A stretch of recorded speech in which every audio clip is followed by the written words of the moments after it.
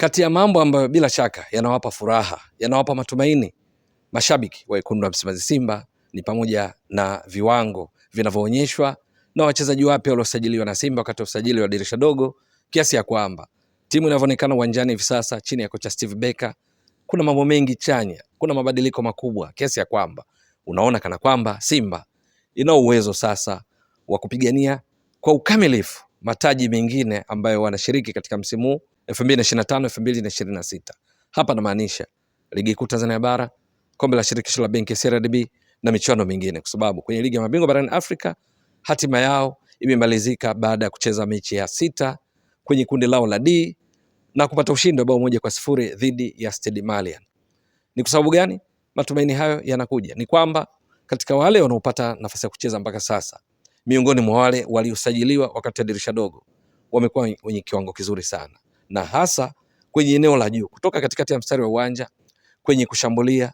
Simba wachezaji waliowaongeza mpaka sasa na kupata nafasi ya kucheza wameonyesha kitu. Mmoja wapo ni Anicet Ura, lakini mwingine ni Libase Geye, yupo pia kiungo Ino Jospin Loemba.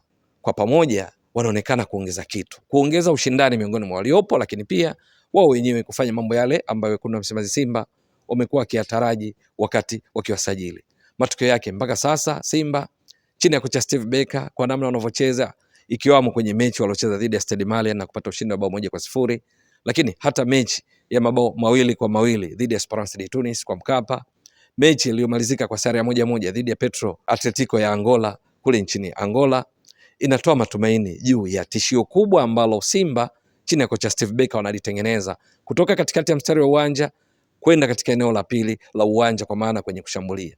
Ni bomu ambalo kama linaendelea na kasi hii, basi huenda baadhi ya timu zikalipukiwa vibaya na kujikuta kuna siku wakiruhusu mabao mengi haswa. Hapa na maanisha nini? Ino Jospin Loemba, mchezaji ambaye wekundu wa Msimbazi Simba wamemsajili kutoka katika klabu ya Colombe FC ya kule nchini Kameruni kwenye ligi kuu ya Kameruni. Ni raia wa Jamhuri ya Kongo, na maanisha Congo Brazzaville. Tayari ameshaonyesha ni funde haso katika eneo la kati, eneo la ubunifu. Amekuwa kwenye kiwango bora, upigaji chenga, lakini pia utoaji wa pasi sahihi kwa wakati. Ino Jospin Loemba alionyesha cheche zake hizo katika mechi, kwa mfano dhidi ya Petro Atletico ya Angola kule nchini Angola. Inakumbukwa vizuri katika mechi hiyo ya kundi D kwenye ligi ya mabingwa barani Afrika, mechi ya raundi ya 5, mpaka mapumziko Simba walikuwa nyuma kwa bao 1-0. Mpaka mapumziko Simba walikuwa wakipelekewa mafuriko ya mashambulizi kutoka kwa wenyeji Petro Atletico. Tayari dakika 13 Simba walisharuhusu bao kupitia kwa Thiago, lakini mpaka mapumziko Simba walikuwa pungufu, wako wachezaji 10 uwanjani baada ya kutolewa kwa kadi ya pili ya njano nahodha Shomari Kapombe kwenye dakika 45 plus kuelekea mapumziko. Kwa hiyo Simba waliporejea kipindi cha pili, mwenendo ulikuwa wa shaka, kwa sababu wako nyuma bao 1-0, wako ugenini na wako pungufu uwanjani. Dakika ya 51 kocha Steve Barker alifanya mabadiliko ambayo yalihusisha mabadiliko ya wachezaji watatu kwa mpigo. Wakaingia Ino Jospin Loemba, akaingia Anicet Ura, akaingia Selemani Mwalimu.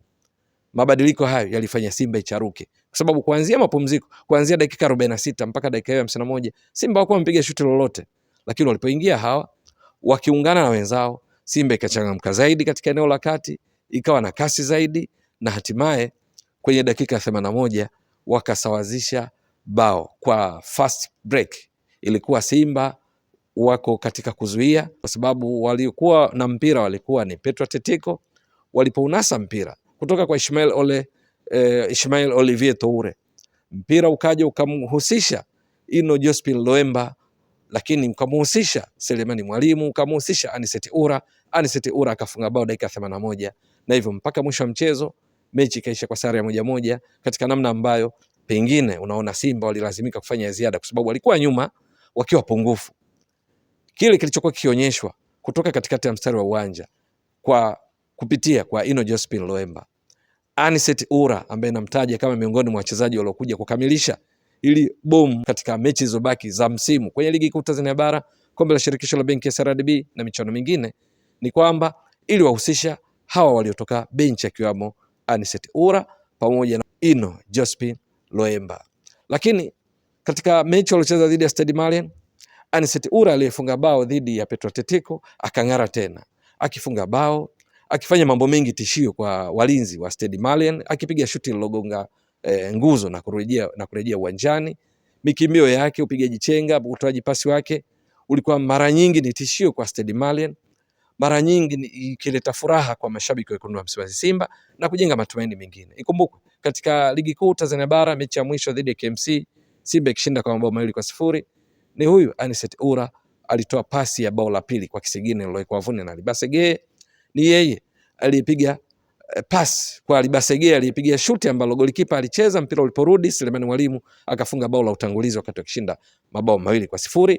Kwa hiyo anahusika kwa namna tishio kwa wapinzani katika ligi ya mabingwa barani Afrika. Amethibitisha hilo kwa sababu dhidi ya Stade Malien ni yeye aliyefunga bao wakati akishinda bao 1-0 na kufanya Simba kumaliza mabao 5, 2 ameyafunga yeye akiwa amecheza mechi 3 tu, dakika 219 tu tayari amefunga mabao 2 akichangia 40% ya mabao yote yaliyofungwa na Simba kwenye hatua ya makundi ligi ya mabingwa kwa msimu huu, kwa sababu Simba imemaliza amefunga mabao 5 baada ya mechi 6, yeye amecheza mechi 3 amefunga mabao hayo 2. Lakini na kwenye ligi kuu kile alichokionyesha katika mechi ya mwisho alicheza dhidi ya KMC ni ushahidi mwingine kwamba wapinzani wa Simba wajipange. Lakini Libasege mpaka sasa mchezaji wa kimataifa kutoka Senegal, winga mwenye kucheza zaidi kutokea upande wa kulia kama kiungo wa ushambuliaji ambaye anatumia guu la kushoto katika kuwaletea madhara wapinzani, tayari amekuwa mwiba mchungu kwa wapinzani wa Simba kwenye ligi kuu Tanzania bara. Kwenye kucheza kwake inaonekana kabisa kwamba Simba inapata uhai zaidi maeneo ya pembeni, akiwa anaingia ndani na kutoa nafasi kwa beki wake wa upande wa kulia anakotoka kwenda kuongeza mapana ya uwanja, kwa maana Shomari Kapombe ama David Kameta Duchu, yeyote anayepangwa upande ule wa kulia katika mfumo wa Simba, baada ya golikipa kuwa na walinzi 4, viungo wawili wa ukabaji, viungo 3 ushambuliaji, mshambuliaji kinara mmoja. Katika wale 3 yeye hutokea upande wa kulia, lakini cheza yake huwa anaingia ndani. Ni kwamba katika mechi 2 za ligi kuu Tanzania bara zote yeye amekuwa mchezaji bora wa mchezo. Yaani tangu atue wakati wa usajili wa dirisha dogo kwenye ligi kuu, kila mchezo kwa lugha nyingine amemaliza akiwa ndio mchezaji bora wa mchezo.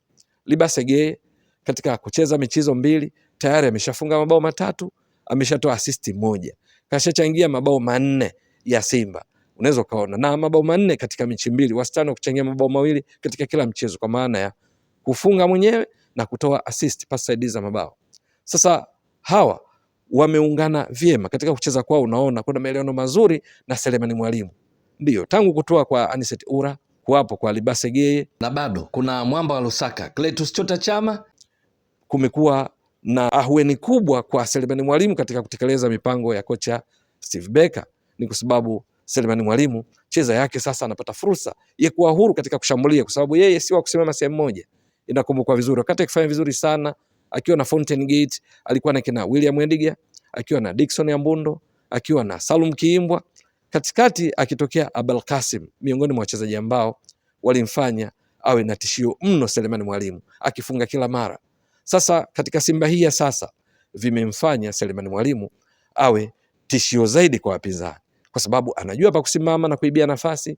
Huwa asimami sehemu moja, anaenda pembeni akipishana na wenzake. Hawa tunasema zile rotation movement zimekuwa na manufaa mno kwa Simba. Matokeo yake ni bomu ambalo Simba chini ya kocha Steve Barker wanaonekana kuendelea kulifanya liwe tishio zaidi, kulipika, ikiwa na muunganiko wa Selemani Mwalimu pale juu, lakini kuna Libasege, kuna Anicet Ura, kuna Ino Jospin Loemba. Lakini kwenye mchanganyiko huo unamkuta wakati mwingine Morris Abraham, unamkuta Elim Panzo Kibisawala nyuma, wakati mwingine Alassane Maudo Kante, wakati huo upande wa kushoto Nixon Kibabage, show me the way Shomari Kapombe, kiasi ya kwamba kutokea kati kwenda kwa wapinzani Simba inaonekana kuimarika zaidi na kuwa tishio zaidi kwa wachezaji hawa waliowataja, hasa waliongezeka wakati wa dirisha dogo wakiungana na Selemani Mwalimu, kwa sababu Simba sasa inakuwa tishio na kuweza kuzalisha mabao kutoka kulia anakotokea Libasege, kutoka kushoto anakotoka Anicet Ura, kutoka katikati kwa Selemani Mwalimu, lakini nyuma yao Ino Jospin Loemba amecheza kwa muda mfupi, lakini tayari amekuwa tishio. Na mbali na athari za moja kwa moja zinazotengenezwa na combination hii ambayo ni kama bomu, lakini cha nyongeza ni kwamba kiwango kizuri kinachoonyeshwa na hao kinasaidia kuwainua wengine ambao wana vipaji na ndio maana wakapata nafasi ya kusajiliwa na Simba. Lakini kuna wakati panda shuka zilikuwa nyingi. Kuwepo kwa hawa ni dhahiri kwamba kutachochea kurejea kwa kiwango cha Elie Mpanzu Kibisawala. Jonathan Soa kwa kile anachokiona na kifanya Selemani Mwalimu huenda kamka zaidi, lakini Morris Abraham kijana mwenye kipaji wa Kitanzania kiwango chake kina uwezekano wa kupanda zaidi. Katikati Yusuf Kagoma hivi karibuni amekuwa kwenye kiwango bora zaidi. Matokeo yake kuna uwezekano wengine wote kutoka katikati ya mstari wa uwanja kwenye kushambulia Simba wakawa tishio zaidi, kwa sababu ukiondoa athari za moja kwa moja za hawa waliotoka kwa taji waliosajiliwa dirisha dogo, lakini wanasababisha wengine pia kuamka kwa manufaa ya wekundu wa Msimbazi Simba. Labda cha kusubiri ni kuona hiki ambacho kimeshaanza kuonekana chini ya kocha Steve Barker katika kushambulia kwao, na hasa kwenye kipindi cha kwanza kutaendelea kwa kiwango gani, ili madhara yake yawe pia kwenye kipindi cha pili kwa ujumla wake, kwa sababu hivi karibuni Simba wanaonekana kwa wazuri sana kipindi cha kwanza. Kipindi cha pili kuna wakati wanapungua. Mechi dhidi ya Esperance de Tunis mpaka mapumziko Simba walikamata yote, wanaongoza kwa mabao mawili, lakini kipindi cha pili kibao kikawageukia, Esperance wakasawazisha mabao mawili, ikawa 2-2, ikichangiwa pia na makosa binafsi, ikiwamo ile pasi ya kumrudishia kipa, pasi ambayo haikufika kwa usahihi kutoka kwa Alassane Maudo Kante. Lakini mechi dhidi ya Stade Malien Simba walicheza vizuri sana kipindi cha kwanza, ambacho waliongoza kwa bao 1-0, wakikosa mabao ya wazi takribani mawili ambayo pengine ingewafanya mpaka mapumziko wawe na mabao matatu. Clatous Chota Chama alipata nafasi katika mpira mmoja wapo, alishindwa kufunga, lakini Selemani Mwalimu mpira aliopiga Anicet Ura uligonga nguzo karudi akapaisha. Ni miongoni mwa nafasi ambazo lao wangezitumia katika kipindi cha kwanza wangekuwa na mabao mengi zaidi. Mpaka mapumziko 1-1, lakini kipindi cha pili Stade Malien wakaonekana wako vizuri zaidi. Simba kaonekana kustruggle katika baadhi ya nyakati kulinganisha na kipindi cha kwanza. Mechi kaisha, Simba ameshinda kwa bao 1-0. Sasa hiki kiwango ambacho kinaonyeshwa na hawa wapya wakiungana na wenzao, na hasa kipindi cha kwanza kocha Steve Barker akikidumisha kikawa vivyo hivyo katika kipindi cha pili, halafu kikaimarika zaidi, ni dhahiri kwamba hili ni bomu tishio kwa wapinzani wa Simba. Anicet Ura, Ino Jospin Loemba, Libase Geye, Selemani Mwalimu ni hatari. Itakuwa vipi? Ni swala la kusubiri. Ewe mtazamaji wa Mbwaduke Stats Sport Next Level, endelea kuunga mkono channel hii kwa kuhakikisha kama una subscribe, una share, una like na kucomment. Mwasilishaji wako ni mimi Ramadhani Mbwaduke almaarufu kama Mzee wa Data. Shukran jazilan. Bye bye.